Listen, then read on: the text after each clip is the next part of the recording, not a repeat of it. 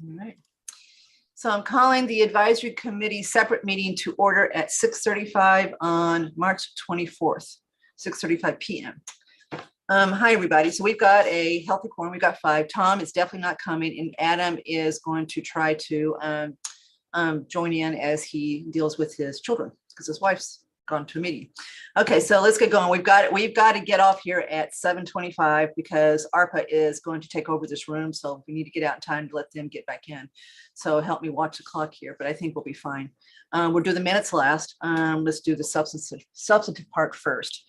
Okay.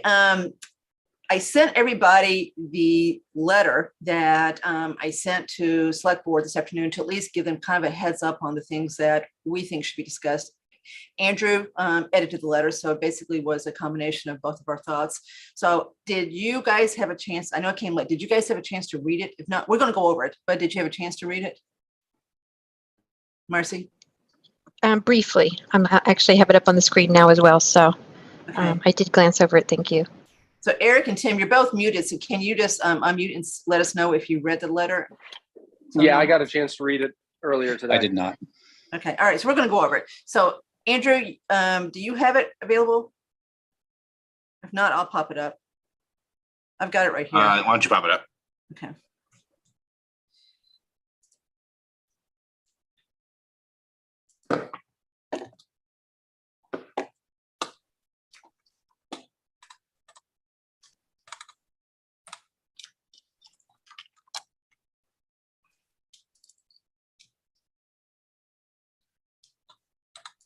So can everyone see it? It starts out with to honorable select board. Yeah. Yep. All right.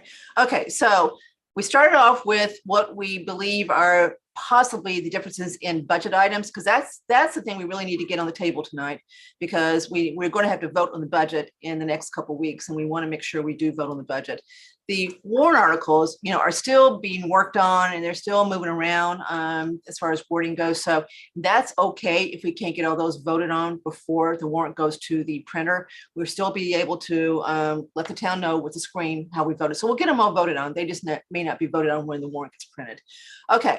So started trying to deal with the bigger items first. So we started out with Board of Health. So, quickly, we've talked about this quite a bit. This position that's outlined here is no different than the former advisory committee position from a year ago, which is we don't think we're ready to basically make these 2 positions, the nurse and the director, permanent full-time. They never were before. We still think there is a big COVID impact to the work they're doing. And they've admitted that they're still spending a whole lot of time on COVID stuff. And this is no knock on the 2 people. They get rave reviews about the quality of their work, et cetera. So it's just, is this what we need? So what this position states is that we would like ARPA money to basically cover the increase in the salary cost for another year, to again give the appropriate groups time to determine what this board should look like going forward on a permanent basis. Be able to take into account all the state money that's come in our way as far as encouraging regionalization, et cetera. Now, the select board is on board, I believe, with doing this halfway. They, I believe, have voted to use ARPA to cover one of the 2 salary increases, but not the other. The nurse is now on the salary administration plan. Her position is, it wasn't before, it is now. The director has a separate contract. And so that's the distinction the select board is making, is that there are 2 different types of positions. So they're willing to cover, I believe, the nurse with ARPA, but not the director. I think I've got it right. It may be the other way around. So we can let them explain, what their rationale is for covering one or the other. We're suggesting that they should cover both. So let me just stop right there and see if there's any disagreement with the others on this meeting as far as that position. Yeah. Go ahead, Tim. So there are just a couple comments, Kathy. One is it's a little disturbing to me that the select board is moving forward with ARPA money, and the ARPA committee hasn't even made a recommendation yet. And I would be disturbed about that too, Tim, just so you know. I'm almost ready to go on record saying, why are you wasting my time? I'm a little bit, it's bothersome. The committee has not made any, we haven't taken any votes yet whatsoever. We're still gathering information. And one of the things the committee has discussed and has tentatively agreed, at least the majority of the committee has agreed, is that we don't want to spend it on salaries unless it's temp in nature. Anything, there's an opinion, a solid opinion on the committee that permanent positions that are salaried should go through town meeting and be put in the budget and should not be kicked down the road unless it's something temporary directly related to COVID. So, and we don't disagree with you, Tim, on that as far, I mean, I agree with every word you just said. And to me, these two fit into that category. I mean, I just don't have another way to cover this without ARPA other than do the chicane, the circuitous thing we did last year with the reserve fund, which I don't think we should do again. So I don't have another way to do this. And I mean, I am just so adamantly opposed to making these positions full-time until we really figure out what this board should look like. There's got to be a way to get that done. So we will speak for you tonight. We will say everything you just said at this meeting. Okay. And I agree with you. When I was on the former capital committee, the same thing happened. They just cut our legs off. They didn't listen to the thing we did. And we finally said, what are we here for? And the committee just went away because of it. So I hear you. I wonder why, I mean, I've been wondering why you haven't said more than you have as far as, every time you hear, well, now we're going to use ARPA for this, and we're going to use ARPA for that. So they just keep using it, right? So I agree with you. Eric, Marcy? Yes, I agree with everything you just said, Tim. Both with the already kind of slated to spend ARPA while the committee's still seeking recommendations and trying to decide what the plan is for recommending to the select board, as well as, I appreciated their presentation. I think that there probably is some need. It's still, to me, not clearly defined what that is. And I think there's a need while we still have COVID. And this, seems to me like a reasonable recommendation to fund that. But I agree that permanent positions should be part of the town budget. So let me ask you this, Marcy and Eric and Tim. Do you agree with the first part? Do you think these positions should be made permanent now? I think that they should take their case to the town meeting, right? And live or die by the vote. Because, I don't know what the select board is going to determine what goes in that warrant as far as the budget. So you'd have to amend it, one way or another, if you disagree either way. So advisory has got to, we can certainly take a vote line by line and either say yes or no to what select board decides and make our case there. But I'm just trying to understand what our case is. What is the majority view as far as what the Board of Health should look like now? And because, as you know, once we make positions permanent, it's really hard to undo them. And Kathy, my only take is we've been kicking this can down the road for what, 2-3 years now? Right. And we keep finding other sources, but the people are here. So, I mean, we keep asking, well, are you looking at regionalization? Are you? And I haven't seen a whole lot of traction and a whole lot of movement towards seriously thinking about regionalization or really providing us with a concrete plan. And it's been at least 2 years. What are you saying you want to do? I don't know, but I think if we keep approving it, they're never going to take us serious. So, I mean, we're still in COVID, so maybe we give it one more year, but I'd like to see the same thing we requested for the last 2 years actually done. Like, give us a concrete, why do we need all this? What are we not doing? What this is for? And, and also, why are we not looking at regionalization with all the money floating around? Okay, but what do you want to do as far as this year's proposed budget? What do you want to see in this budget to be funded by the town? I mean, I don't want to approve I don't mind approving the positions. I mind approving the level of salary for them. That's my issue. My issue is not the number of. That's a different question than do you want the full-time salaries in here? So break it apart, right? Correct. So it's too high. right? The budget's too high. We discussed that with them, and my opinion was per capita, we spend way more than everybody else. And, you know, when you looked at, was it Northborough that had the same amount of, had more FTEs and it was, you know, whatever, 30-40% cheaper. But, you know, we hired probably at the worst time in the market, you know, when it was mid-COVID. So maybe we're just dealing with the outlay of that. I mean, I guess, and I agree with Tim, using ARPA funds, we didn't, you know, that's not ideal. But we talked about, you know, ARPA committee talked about putting what, $500,000 or 400,000 against one-time items to lower this year's tax rate. So, I mean, whether it's health director, nurse, or a fire truck or an ambulance, I'm kind of a little bit indifferent as long as it ends up going somewhere. But I think there needs to be a solid plan. Okay, but that's not necessarily needed anymore, as far as just an overall, and there, I think the recommendation, but Tim, correct me if I'm wrong, was to apply it against capital. It was roads and something else for $100,000. That's capital, roads Yeah. are capital. But again, you apply it to the roads or you apply it to salaries, right? And there, it's same effect on the taxes. Yeah, but not for the next year. That's when you got to be careful. You start applying it against salaries, you're going to have a big bump the next year. Yeah, but applying So- against roads is an every year thing too. Well, the capital's not steady. It's, you know, it floats already. Yeah. A little bit within at least a band. So that's why I think that they may have, but you know, Tim, you're here. You can speak to what you guys are thinking. Say that again, Kathy, I'm sorry.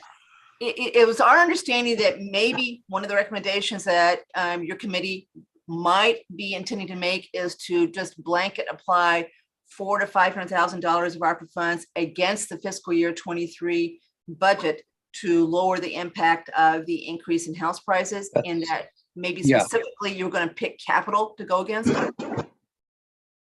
So the answer, yes. In fact, the committee made it already. That's the only motion the committee's really made, to send that money over. And I believe the selectmen sent a bunch of it back. They didn't accept all of it. So we're probably going to do that again, but no decision's been made in terms of like what the final amount will be. You know, in terms of what we put it against, I mean, I think I agree with Andrew. Like, what does it matter? Well, I think it matters if you go against, you know, the reason I thought it would, if you're going to do this, if you went against Board of Health and those weren't permanent, the So, resolution yes. came back. So that's why I thought that one made sense. It's different Yeah. than the other budgets, right? Well, so we explicitly talked about the Board of Health and the salaries, and Youth and Family Services also came up, and not supporting any kind of salaried position that wasn't temp. Like I know Youth and Family Services is looking for some temp help, right? That's different. You know, we don't want to be in a position where we're just kicking the can down the road and the Board of Health continues to sign contracts and there's no appropriation behind it. That's just bad business. And everybody remember how ARPA works. This is not a town meeting vote as far as how to use it. The budget is, but the actual use of those funds is not. It's strictly by the select board. So it doesn't have to be done by town meeting. It could be done before, it could be done afterwards. So you don't have this, pending deadline. You can do it right as far as the recommendation back from the committee to the select board, and then, deciding, what they're going to accept, what they're not going to accept. So that's how the ARPA piece is going to work. Yeah, so I think Kathy the only reason I would say use the additional for ARPA, I mean, from ARPA towards the Board of Health, is that the budget in the warrant would be low. And next year it would trigger another significant increase, which would then perk people's ears. Right? If they don't have it resolved by then, and the resolution basically ends up with a much lower permanent number, because you've got all this money coming in from the state for all the incentives to regionalize. Yeah. Exactly. But if we basically put what we think, right, it would be about a 3% increase, which is just cost of living adjustment over what we had in the budget this year. And then if they said, okay, these people are permanent, for FY24, right, there's going to be whatever it is now, a 30 or 40% increase, right? And we don't have to make a permanent decision tonight. Then everybody's gonna get a chance to speak tonight. Select board will speak, each one of us will speak as far as how you look at this. I'm just trying to maybe make sure everybody's kind of thought about how they want to speak to this one. But I do think we need to speak for Tim as far as this continuing to use ARPA funds and vote on that before the full recommendation of his committee is made. Otherwise, let's pull the plug. Really? So I'm with you on that one. Eric, thoughts? Yeah, sorry guys, I have you on mute because I've got some kids in the background, so just saving you the noise. But I've been listening very attentively. So I'm pretty aligned with the conversation that's going on here. I'm not supportive of making these permanent full-time positions until we have done the hard work, right, to look at regionalization and all the other options on the table, and also understand what we're truly going to need coming out of COVID.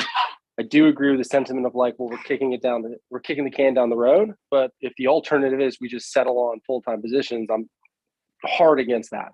So I would be supportive, especially if the ARPA committee agrees to use ARPA funds to cover that this year. And I think Andrew's point about having that sort of in the back of everybody's mind that if they don't resolve this by next year, that's going to show a significant increase, and that's going to raise a lot of flags at town meeting. So I'm pretty in line with you guys. I 100% do not support these being full-time salary positions moving forward until we've seen some movement. And perhaps there has been movement, but I know no updates have come back before us since the last time we had this discussion, which was, I don't know, maybe 3 months ago. Don't quote me on that, but you know, we've had multiple discussions just since I've been on the committee with Board of Health about these positions. And again, we haven't seen any movement, and I know this conversation's been going on for a while. So my challenge would be back to them to say, let's get this hard work done. And if advisory can help over the summer, great. But like, let's do it now.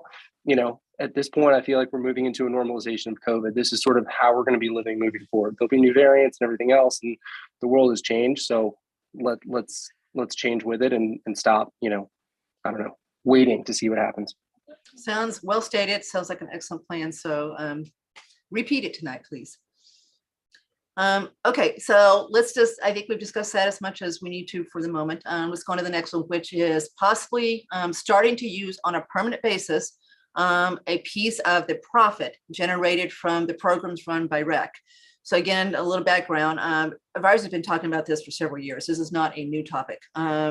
Chelsea Malinowski has proposed the same thing to the select board. She doesn't have a lot of support. So she called me and said, is advisory going to support this? Also, I said, yeah, we've been talking about this separately.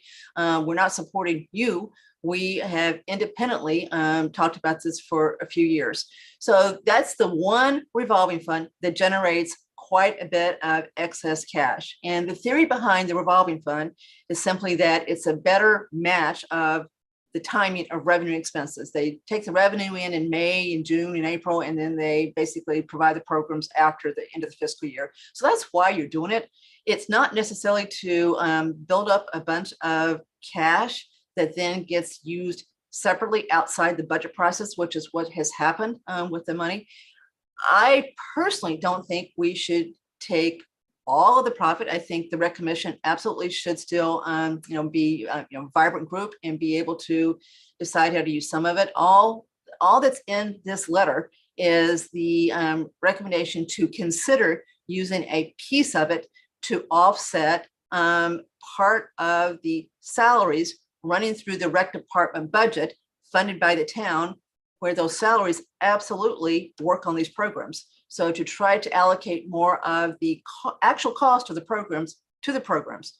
So right now, the rec revolving fund does pick up the salary of the person who is dedicated to these programs. So there's a person, part-time person, that it does pick up. It does not pick up any of the director, Tim Davis, or his assistant salary, even though they both clearly work on these programs too. So the proposal is to basically, the one that Chelsea's trying to make is she wants to swap those two salaries, because the second person in REC, the assistant, salary is a lot more than the salary of the person who's running through the revolving fund. Andrew, did you get any number? So we don't know what the number is. I think Chelsea does. So we'll see what she says tonight, but that's her specific proposal. I don't think Tim Davis is happy about it, so he may be there tonight. He may speak to it. I'm not sure as far as that goes. So that's all I'm going to say. So Marcy? I agree with this position that we should use some of the revolving fund, and it totally makes sense to me why that would be useful. So I would be supportive of that. There are many other examples where the fees coming in go right to local revenue and don't offset. There's no separate fund that they go through where someone else can use it. So this is kind of an anomaly as far as how this works. There's 10 revolving funds, but the other 9 are really small. This is a big one.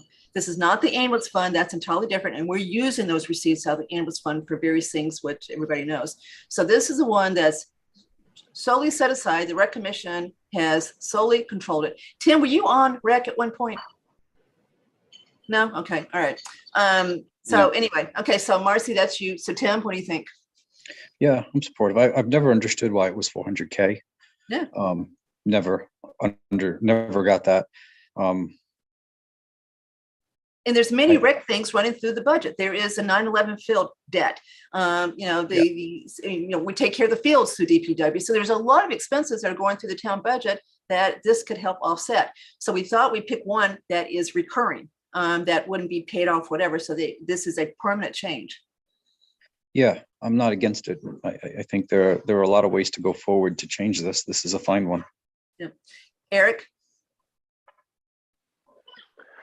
Yeah, total agreement with this overall. A couple pieces of information which I would like to do my homework on because I have not seen them is understanding how they've been using that. Generally speaking, any historic trends for using that revolving fund currently, just to get a better understanding of how they're using it. But 100%, why wouldn't we use that to cover some of these costs? And whether it's looking at that debt, or whether it's saying, hey, if our average growth of the department year over year budget increases averaging 3% historically over the past 5 years, like, can we cover that or knock that down to 1.5% or 0%, depending on what that revolving fund looks like and what else they need to use it for. But again, high level, absolutely support it.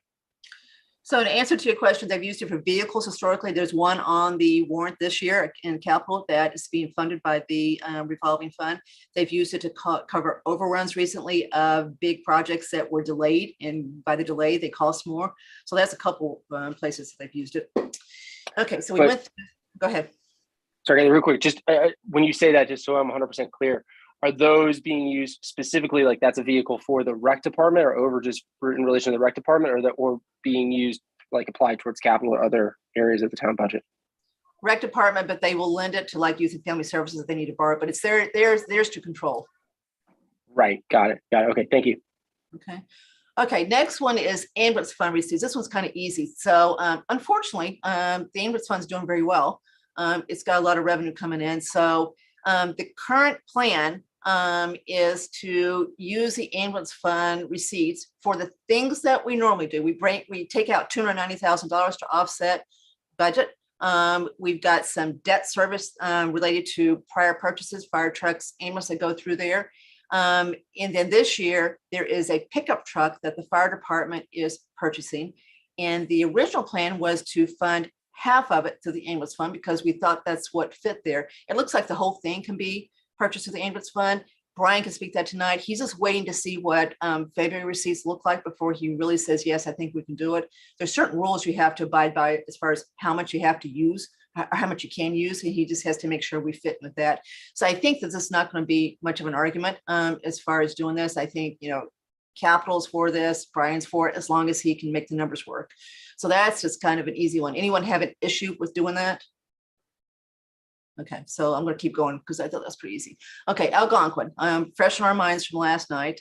So I think we just need to tell select board what all we talked about last night. And again, I don't think there is much of a chance we can reduce that assessment between now and town meeting, the 9% year over year, unless they come back to us and say they found something or they decide to do something different, unless the select board and advisory are both really dug in as far as trying to get the Algonquin budget down. I don't know if Greg's explanation as far as why the budget itself can't be reduced, even though the enrollment's going down, whether that made sense to you, and whether you want to push on that more. So I just don't know what the appetite is to push on the actual Algonquin budget. I think writing a letter to our reps is a good idea to try to get more state aid when the legislature finally does its thing in June. But we're not going to have that before town meeting. So we may have to go to town meeting with 9%. Somebody else may, there's somebody from the audience may ask to amend that. I wouldn't be surprised if that happened. It could happen. I don't know that it would pass because, a lot of people in that audience support schools, period. And they're just not going to, when they hear that the budget is only up 3%, I'm not sure they're going to want to do anything further. Because that's what, if at town meeting that 9% gets amended and reduced to something else, then that means that the school committee's got to go back to the drawing board and try to reduce their budget, their overall budget. So I just don't know what you thought about last night. So Marcy, start with you. I guess, that was the second time I heard the presentation. It seemed to me like most of their budget was really the fixed costs that we really couldn't do much about. I appreciated what Andrew and I believe Adam was saying last night. It's a bit confusing to me, that whole the whole budget for schools to begin with, and some of the line items. But it will be interesting tonight to hear what the Board of Selectmen have to say about their position on this. As a relatively new advisory member, this is one that's a little bit. I'm still trying to learn. If I had to guess, Andrew, see what you think too, I would guess the select board is not going to want to go any further with this one, but that's just my guess. I haven't talked to them at all about it, so I don't know what they think, but that's my guess. Tim? What Andrew was talking about with the enrollments overall going down and the costs going up. What number did you put, Andrew? Did you say 28% over 5 years? I think it was like 15% over 5, and I think it was 28 over 8. Okay. And just on the surface of it, that doesn't sound right. Right. So I do think that it should be looked at from that perspective. But I'll be blunt with you, Kathy. I got 2 kids at Algonquin, right? And a third one going in a couple of years. So I feel a bit conflicted here. Maybe I should just abstain. Okay. This is something I learned by doing the work on the school research subcommittee. They get their enrollment projections from a group called NASDAQ. And you have to be careful using those projections, especially the further out you get. And Greg even said last night, be careful with the next year one. So they show this happening again next year as far as the shift between the two towns, not as much as this current year. So he said, be careful. And we had 2 different enrollment studies done for that committee because we were a little skeptical of the first one. And the second one was quite different from the first one. And we ended up using the second one instead of NASDAQ because we felt like we had more confidence in that one for a variety of reasons. So we have to be careful when we say 28%. That's going pretty far out there. And it's not always necessarily going to happen. Okay, Eric. Yeah, I don't have much of an appetite to push this one. I think for me, the stabilization fund is more important. Similar to what Marcy said, right? There was, what was it, 80%-ish, roughly, without having the numbers in front of me, of the increase was fixed. And then there was a handful of relatively small things. And a lot of it to me looked like maintenance and some basic equipment needs. And considering they were complaining about maintenance issues, right? Again, I think that I don't have much of an appetite to push it. I agree with the longer term concerns, but to me, I don't think this is necessarily the stance, the place to make that stance. I do think that, it brings a lot of interesting questions in terms of, the separation of Algonquin. And I understand fundamentally like how it is separated, but how perhaps there can be more visibility and more support for strategic planning outside of trying to pin people down at town meeting on a vote on the budget. So a much more longer term conversation. I didn't put this in this letter because I just was running out of time, but we will mention tonight that they've used, K of their E&D. The E&D is only 1,000,000, 1,200,000 projected at 7.1. So I've used half of it. And I don't think you can recommend using more of that either. They got to keep something as far as that goes. I mean, the hope is that state aid is going to be bigger in June. And I think there's a pretty good chance it will be. And therefore, then that additional revenue can be used when you actually set the tax rate. So it may come down after town meeting, but we don't know that. So we can't tell anybody that. Okay, so that is Algonquin. Kathy, I just want to, so I think when they said there was fixed cost, it's not fixed. It's the employees. It's the contractual obligations to the unions and to the employees. Yeah. All right. It's variable based upon the people's salaries and the number of people and that kind of thing. But well, it's a step. You don't, every time you lose a student, you don't get rid of a cost, right? You have to get rid of a lot of students and then it goes down. So that's, it's more of a step than it is a slope. And that's what I think he was trying to say too. So, I mean, he's right about that. All right. Let's see. Let me keep going down.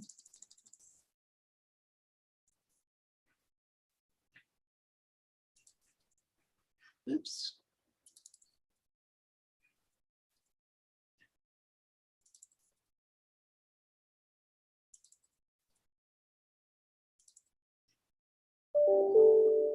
Okay, so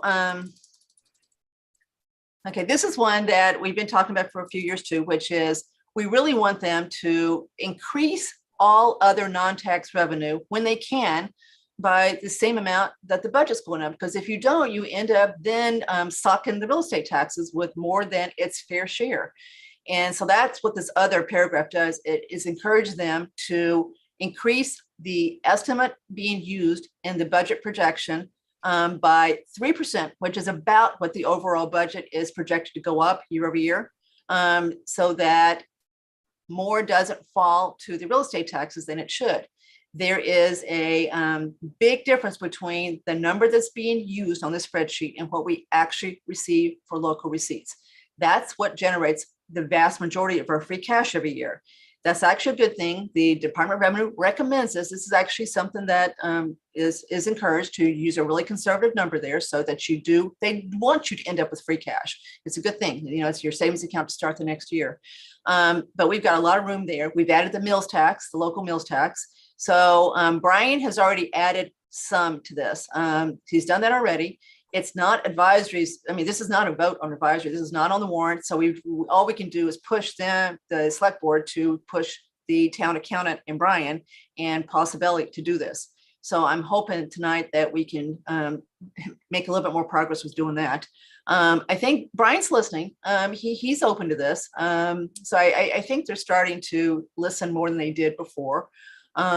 So we'll see. So that's all that one is. This is not a vote of advisory. It's just basically just a push to use a more realistic number and one that reflects the way the budget's growing so that the real estate taxes don't end up sucking up more than it should as far as what it bears. I mean, to take an example, if it were a 50-50 budget where 50% is taxes and 50% were local revenue, and the budget was going to go up 3%, taxes would go up 6% if you didn't have that local revenue go up 3% too. So that's a exaggerated example because the local revenue is nowhere near 50% of the total revenue, but it's still a number. And over time, it does make a difference. Okay. Next is the non-money warrant articles. And, I'll send you guys as soon as I can the actual most updated warrant. So, the big ones are noise bylaw, the trees. There are a couple, there's trails, there is the street thing, there is Jim Haggerty's town clerk article. There is Andrew Dennington's rules and regulation article. Scenic roads is the one that I was talking about. Then there's a regional stabilization article that we talked about. And then there is 4 citizens petition articles, which we haven't talked about at all because they're fairly new. So we'll get to them all tonight. we've told them that we haven't voted on any of them, that we've met with the noise bylaw. So I think we focus on noise bylaw, regional capital stabilization. I had been told that the trees one, the planning board was going to postpone it to the special town meeting that's now planned for the fall. I don't think that's the case. I think they actually do want to go forward with it. I think maybe we should see what the select board's appetite is to try to, talk to planning and see if they wouldn't agree. Because now with all these citizen petitions coming through, we're going to have a lot to talk about at town meeting. And, there's a whole lot of controversy as far as the St. Mark's Park and the way that was done. And a lot of these citizen petition articles are there because of that. So, we've got 2 nights scheduled, so there's probably enough to get through it, but it may be wise to try to get planning to postpone the trees one until it's really more fleshed out until the fall. So Andrew, what do you think about, what do you want to talk about tonight? I think the stuff up top is going to take up most of our time. Yeah. I mean, maybe we talk a little bit about ARPA in terms of what they're doing, or No, I agree. We bring up ARPA and basically speak for I mean, Tim as far as that noise goes. bylaw. I mean, we've both seen them, right? So we both touched on those. I think Jim's coming tonight, right? No, he's coming to us next week. Okay. He may be there tonight, but he's definitely coming to us next week too. So I wouldn't worry about Jim. Andrew Dennington can give us a quick explanation. He's the one that is leading the effort on the rules and regulations one, so he could update us on that one since he's there. We're going to talk to Trails about that one next week. The Scenic Roads is planning board. They're coming in front of us. So I don't see any reason to get into too much discussion with those. So I thought we could focus on noise bylaw and regional capital stabilization because we have spent the most time talking about those 2. Yep, that makes sense. Okay. Eric, any disagreement as far as what to focus on as far as the non-budget articles? Nope, not at all. Okay. Marcy, anything you want to emphasize tonight? No, I think both of those make sense with the ARPA. So I'm in total agreement. Okay. All right. So we've now covered what we think we're going to cover at the 7:30 meeting. Let's get the 2 sets of minutes out of the way if we can. I've done my piece to them, so I'm going to be quiet. Claire sent you out revised 3.2 and 3.9 proposed minutes. So AP, any comment, assuming you read them? 3.2. Just look through my notes. I did them off of your other version, so I'm not guarantee that lines are right, but I don't know.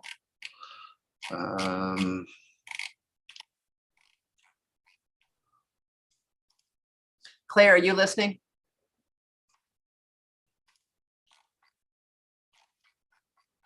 Actually, I think I had the wrong version open. So why don't you start with somebody else? All right. Let me make sure Claire's listening. She can always go back and listen to this meeting. Claire, are you there? All right. Yes, there she is. Okay, so here we go, Claire. We're on 3.2. So Marcy, any comments on the latest version of 3.2? I didn't have any corrections. It looked good to me. Okay, Tim? He's saying no. Eric? Sorry. Yep. Claire, I sent you one very minor revision. I'm not sure if you received it. I believe it was for 3.2 line 38. I think you were referencing me. You had AF in there. I think you were saying EF. So one, if that is me, then just a correction to EF. And then again, if it's me, I think my statement was just that I was concerned about the time commitment, not expertise or experience. Okay. Or if AF is somebody else, forgive me.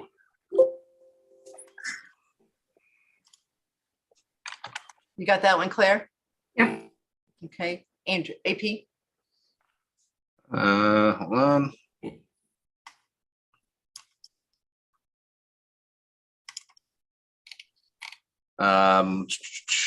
Yeah, I got the AFAN one. For line 39. I thought, Claire, we should read AP will do the position until there is someone else on the committee who would like to take the seat. Okay. That's easy enough to change. And line 82, I think it's intersex. I think it might have been a spelling. And that's all I had. Thank you. Thank you, Claire. Yeah. All right, so that's everybody on 3.2. Okay, now let's go to 3.9. AP, are you ready for that one? I had no edits. Okay, Marcy? No edits. Tim? No edits. Eric? No edits. All right. Okay, Andrew, can you make a motion to approve 3-2? I move we accept the minutes from 3-2 as amended and the minutes from March 9 as presented. Second, Second. Marcy seconded, Claire. Roll call vote, AP, Aye. Marcy, Aye. Tim, Aye. Eric, Aye. Cook is aye. So 5-0, Claire, on approving both sets of minutes. So great, we're all caught up. Okay, we did good, 7:15. Okay, so I think we're ready for the 7:30. So we're gonna log off this and you log back on to the select board meeting, and then you'll be brought in from the audience. So motion to adjourn? Do we adjourn this? Yeah, because it's two separate posted meetings, right? Yep, so we gotta adjourn this one. Motion to And then- adjourn. and then I'll call, make sure I call the next one to order, because yes, I gotta call it back to order. Motion to adjourn. Second, Second. Second. okay. Roll call vote, AP, Aye. Marcy, Aye. Tim, Aye. Eric, Aye. Cook is aye, so that's 5-0. So Tim, we will speak for you tonight as far as ARPA goes. Thank you. Okay, good luck. Okay, see everybody shortly. Right. Bye-bye.